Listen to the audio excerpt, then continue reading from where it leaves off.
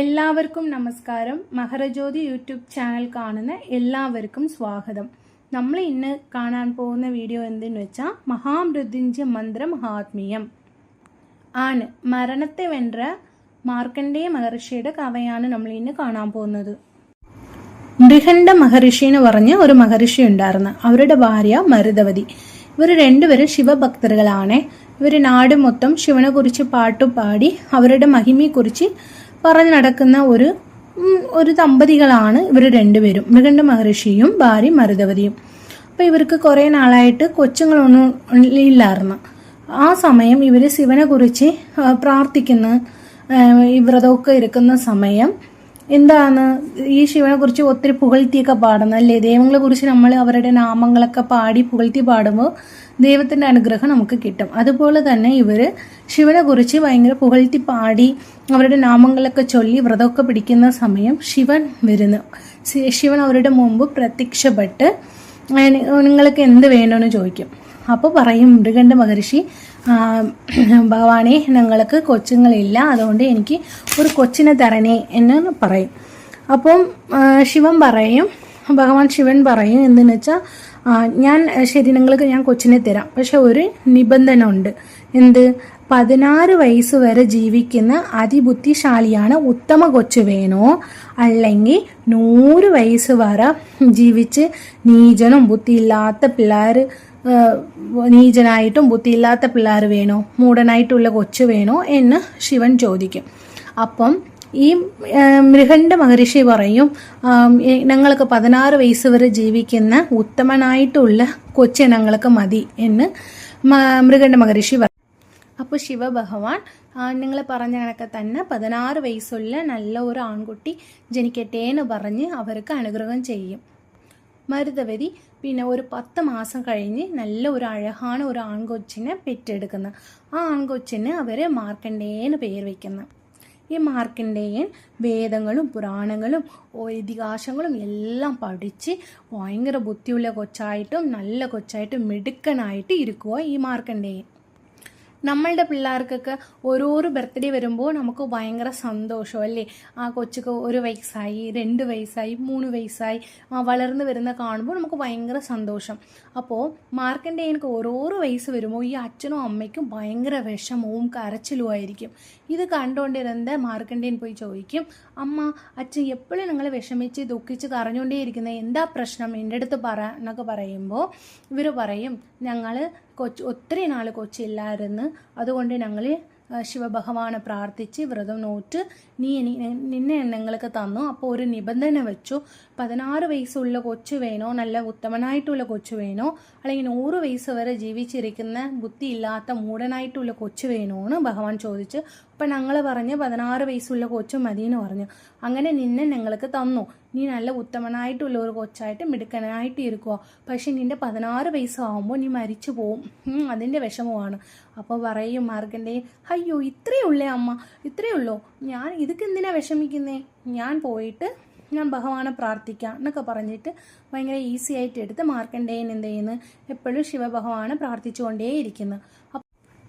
അപ്പം മാർക്കണ്ഡേയൻ ശിവഭഗവാനെ പ്രാർത്ഥിച്ചുകൊണ്ടിരിക്കുമ്പോൾ ബ്രഹ്മ അവർക്ക് മാർക്കണ്ഡേയനുക്ക് ഈ മഹാമൃത്യുഞ്ജയ മന്ത്രം ഉപദേശം കൊടുക്കുക. അപ്പോൾ ഈ മാർക്കണ്ഡേയൻ എന്ത് ചെയ്യും, എല്ലാ ദിവസവും ഈ മഹാമൃത്യുഞ്ജയ മന്ത്രം ചൊല്ലിക്കൊണ്ടേയിരിക്കും. ഇപ്പോൾ മാർക്കണ്ഡേയനുക്ക് 16 വയസ്സ് ആവാറായി. അപ്പോൾ ഈ അച്ഛനും അമ്മയ്ക്കും ഭയങ്കര പേടിയാണ്, എന്താവാൻ പോന്നു, എൻ്റെ കൊച്ചൊക്കെ എന്തെങ്കിലും പറ്റുമോ എന്ന് പറഞ്ഞ് ഇവർ വിഷമിച്ച് പേടിച്ചിരിക്കുക. ആ സമയം മാർക്കണ്ഡേയൻ പറയും, അമ്മ ഞാൻ പോയിട്ട് ശിവനെ തൊഴുതിട്ട് ഞാൻ നാമം ചൊല്ലിയിട്ട് വരാമെന്ന് പറഞ്ഞിട്ട് ഈ മാർക്കണ്ഡേയൻ ആറ്റങ്കരയിലിരിക്കുന്ന ശിവനെ കാണാൻ ചെല്ലും. ഈ ശിവനെ കട്ടിപിടിച്ച് ഈ മാർക്കണ്ഡേയൻ എന്ത് പറയും, മഹാമൃത്യുഞ്ജയ മന്ത്രം ചൊല്ലിക്കൊണ്ടേയിരിക്കും. അപ്പം ഇപ്പം ഇനി 16 വയസ്സ് ആവാറാവുമ്പോൾ യമൻ പറയും, ഇന്ന് നമുക്ക് ഭൂലോകത്തിലിരുന്ന് ഒരു ജീവനെ നമുക്ക് എടുക്കാനുള്ള സമയമായി. അത് മാർക്കണ്ഡേയനാണ് 16 വയസ്സാവുമ്പോൾ നമുക്ക് മാർക്കണ്ഡേയൻ്റെ ജീവൻ എടുക്കണം എന്നൊക്കെ പറഞ്ഞു വിടും. അപ്പം യമൻ എന്ത് ചെയ്യും? യമൻ്റെ ദൂതറുകളെ പറഞ്ഞു വിടും. യമദൂതന്മാർ മാർക്കണ്ഡേയൻ്റെ അടുത്ത് വരുമ്പോൾ മാർക്കണ്ഡേയൻ എന്ത് ചെയ്യും? ശിവലിംഗത്തെ ഇങ്ങനെ ഇറുക്കി കട്ടിപിടിച്ച് മഹാമൃത്യുഞ്ജയ മന്ത്രം ചൊല്ലിക്കൊണ്ടിരിക്കും. അപ്പോൾ ഇവർക്ക് യമദൂതന്മാർ വിചാരിക്കും, ഇനിയിപ്പം ശിവലിംഗത്തെ അവർ പൂജിച്ചുകൊണ്ടിരിക്കുമ്പോൾ നമ്മൾ എന്തെങ്കിലും വിഘ്നം ചെയ്യേണ്ട, എന്തെങ്കിലും തടസ്സം ചെയ്യേണ്ട, പിന്നെ അതുവരെ ഒരു പാവമാവും, പ്രശ്നമാവും എന്ന് പറഞ്ഞ് യമദൂതന്മാർ പോയിട്ട് ആരെടുത്ത് പറയുന്നു? യമനെടുത്ത് പറയുന്നു. അപ്പോൾ യമൻ പറയും, നമ്മളുടെ കടമകളല്ലേ ചെയ്യാൻ പോകുന്നത്, നമ്മൾ ചെയ്യാനുള്ള കടമയെ നമ്മൾ കറക്റ്റായിട്ട് ചെയ്യാം. 16 വയസ്സാകുമ്പോൾ മാർക്കണ്ഡേയൻ്റെ ജീവൻ എടുക്കേണ്ടതാണ് വിധി. അപ്പോൾ നമ്മൾ ആ വിധി എങ്ങനെയോ അതേ നമുക്ക് ചെയ്യാൻ പറ്റൂ എന്നൊക്കെ പറഞ്ഞിട്ട് യമൻ എന്ത് ചെയ്യും?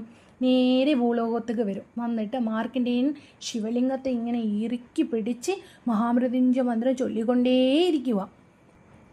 അപ്പോൾ യമൻ എന്ത് ചെയ്യും? അവരുടെ കയ്യിലിരിക്കുന്ന കാളപാശത്തെ എടുത്ത് എരിയുമ്പോൾ മാർക്കണ്ഡേയൻ്റെ പുറത്ത് വീഴാനുള്ള കാളപാശം ശിവലിംഗത്തോട് ചേർത്ത് വീണപ്പോൾ എന്താവും? ശിവനുക്ക് ഭയങ്കര ദേഷ്യമായി. എന്നുവെച്ചാൽ ഈ ലോകത്തെ ആട്ടി പടയ്ക്കുന്ന ദൈവമാണ്, പരമേശ്വരനാണ് ശിവഭഗവാൻ. അവരുടെ പുറത്ത് ഒരാൾ കാളപാശത്തെ എരിയുമ്പോൾ ശിവനുക്ക് ഭയങ്കര ദേഷ്യമായി പുറത്ത് വരും. വന്നിട്ട് യമനെ എരിച്ച് ഭസ്മമാക്കിയപ്പം ഇവർക്ക് ഭയങ്കര സന്തോഷം. ആർക്ക്? മാർക്കണ്ഡേയനക്ക്. ശിവഭഗവാൻ പറയും, നിൻ്റെ ഭക്തി കാരണം കൊണ്ട് ഞാൻ നിന്നെ രക്ഷിച്ചു എന്നൊക്കെ പറയും. അങ്ങനെ മാർക്കണ്ഡേയൻ തിരിച്ച് അമ്മയും അച്ഛനെയും കാണാൻ വീട്ടിലേക്ക് വരുന്നു. അമ്മയ്ക്കും അച്ഛനക്കും ഭയങ്കര സന്തോഷമല്ലേ, നമ്മുടെ പിള്ളേർ ഇവിടെ നിന്ന് സ്കൂളിൽ പോയിട്ട് തിരിച്ച് വരുന്നത് കണ്ടാലേ നമുക്ക് ഭയങ്കര സന്തോഷം. പക്ഷേ ജീവൻ പോന്ന് പറഞ്ഞ് പേടിച്ചുകൊണ്ടിരുന്ന അമ്മയ്ക്കും അച്ഛനക്കും തൻ്റെ മകൻ ജീവനോട് തിരിച്ച് വരുന്നു, വിധിയെ വെன்று വരുന്നു. അത് കാണുമ്പോൾ ഈ അച്ഛനക്കും അമ്മയ്ക്കും ഭയങ്കര സന്തോഷമായിരുന്നു. അതുമാത്രമല്ല, ഈ മാർക്കണ്ഡേയൻ്റെ ഭക്തി കൊണ്ട് ശിവപെരുമാൻ എന്ത് ചെയ്യും? സംതൃപ്തിയായി നീ എന്നും ചിരഞ്ജീവിയായിട്ട് ഈ ലോകത്തിൽ ജീവിക്കണമെന്ന് പറഞ്ഞ് ഈ ശിവഭഗവാൻ അവർക്ക് അനുഗ്രഹം ചെയ്തിട്ട് പോവും. ഇനിയിപ്പം യമൻ മരിച്ചുപോയി അല്ലേ? അപ്പം ഭയങ്കര ലോകത്തിൽ ആരും മരിക്കുന്നില്ല. ഭൂമാദേവിക്ക് ഭയങ്കര കഷ്ടമായി പോയി. അപ്പോൾ ഈ ഭൂമാദേവി എന്ത് ചെയ്യും? നേരെ ശിവപെരുമാനടുത്ത് പോയി പറയും, യമനെ എങ്ങനെയെങ്കിലും തിരിച്ചു കൊണ്ടുപോവാ, എനിക്ക് ഈ ലോകത്തിലുള്ള ഇത്രയേ ജീവരാശികളെ എന്നെ കൊണ്ട് ചുമക്കാൻ പറ്റത്തില്ല. അതുകൊണ്ട് യമൻ ഉണ്ടെങ്കിൽ മാത്രമേ നമുക്ക് ഈ ലോകത്തിൽ എല്ലാം ശരിയായിട്ട് നടക്കും.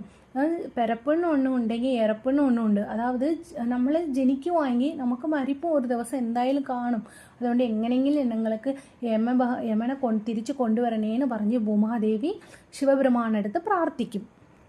അപ്പോൾ ശിവപെരുമാൻ എന്ത് ചെയ്യും? യമധർമ്മനെയും തിരിച്ചു കൊണ്ടുവന്നപ്പം യമധർമ്മൻ ശിവഭഗവാനക്ക് നന്ദി പറഞ്ഞിട്ട് പറയും, ശിവനെ ആരൊക്കെ വഴിവിടുന്നോ അവരൊക്കെ ഞാൻ മരിച്ചതിന് ശേഷം യമലോകത്തേക്ക് ഞാൻ കൊണ്ട് ചെല്ലത്തില്ല. നേരെ എവിടെ ചെല്ലും? ശിവഭഗവാന്റെ കൈലാസത്തിന് എല്ലാവരും ചെല്ലും. കൈലാസത്തിന് ചെന്നതിന് ശേഷം എല്ലാവർക്കും മോക്ഷത്തേക്ക് ചെല്ലാൻ പറ്റുമെന്ന് പറഞ്ഞ് യമധർമ്മൻ പറയും. ശിവപെരുമാൻ ചെയ്ത നന്ദി തിരിച്ചവരുടെ ജീവൻ തന്നില്ലേ, അപ്പം അതിനുവേണ്ടി ശിവനെ വഴിപെടുന്ന എല്ലാവർക്കും മോക്ഷവേ കിട്ടുമെന്ന് പറഞ്ഞ് യമധർമ്മനെ പറഞ്ഞിട്ടുണ്ട്. ഈ മഹാമൃത്യുഞ്ജയ മന്ത്രം നമ്മളെല്ലാവരെയും എങ്ങനെ അറിഞ്ഞെന്ന് വെച്ചാൽ മാർക്കണ്ഡേയ മഹർഷി ചന്ദ്രഭഗവാനക്ക് ഈ മഹാമൃത്യുഞ്ജയ മന്ത്രത്തെക്കുറിച്ച് പറഞ്ഞു കൊടുക്കും. ഇങ്ങനെയാണ് നമ്മൾ എല്ലാവരെയും ഈ മഹാമൃത്യുഞ്ജയ മന്ത്രത്തെക്കുറിച്ച് നമ്മൾ അറിയുന്നത്. അതുകൊണ്ട് ഈ മഹാമൃത്യുഞ്ജയ മന്ത്രം ചൊല്ലുന്നവർക്ക് മരണം വരത്തില്ല എന്നല്ല, മരണം വന്നെങ്കിലും നമ്മൾ ഇപ്പം എല്ലാവർക്കും ആക്സിഡൻ്റൊക്കെ പറ്റുന്നല്ലേ, ചെറിയ കാര്യത്തൊക്കെ ഭയങ്കര ആക്സിഡൻറ്റ് പറ്റുന്നതും സൂസൈഡ് ചെയ്യുന്നത് ഇങ്ങനെയൊക്കെ இருக்கும். ഇങ്ങനെ ഒന്നും നടക്കാതെ അതതിൻ്റെ വിധി, അതായത് നമ്മൾ എന്ത് വയസ്സിൽ മരിക്കണം ആ വയസ്സിൽ നമ്മൾ മരിച്ച് യമലോകത്തേക്ക് ചെല്ലത്തില്ല, കൈലാസത്തിന് ചെന്ന് അവിടെ ഇരുന്ന് നമുക്ക് മോക്ഷവേ കിട്ടും. അതുകൊണ്ട് നമ്മൾ എല്ലാവരും മഹാമൃത്യുഞ്ജയ മന്ത്രം ചൊല്ലാം. അസുഖം ഉണ്ടെങ്കിൽ അസുഖം മാറ്റിത്തരും.